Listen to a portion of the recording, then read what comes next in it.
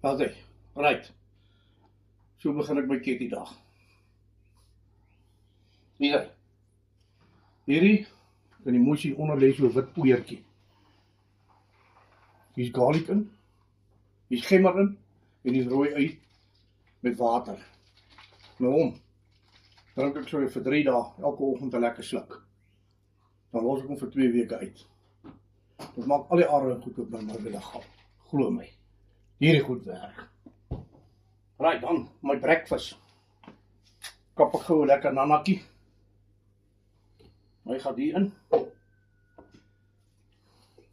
Coconut water. Wat is die ander een wat ek ook gebruik? Coconut. Nee, maar die ander een. Cream. Dis ook coconut cream. Zoiets. Die wolkjes af.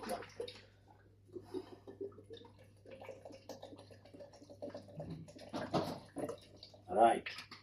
Daar is hy. 'n paar blackberries. Wat hier al in die yskas het gevries is, wat die diep vries. Dan slat ek so 2 hoendereiertjies by. Eeuw. 1, 2.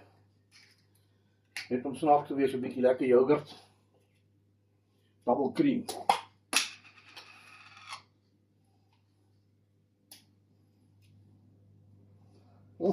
En jou jenning? Waar is jou jenning? Lekker. Nee, gewoon plaas vandag is gesoet geweest gister. Die gaat uit. Want er nog wat is, kom het er alweer die steek gelaat. Ees. Maar die kleinste kopje in die gas.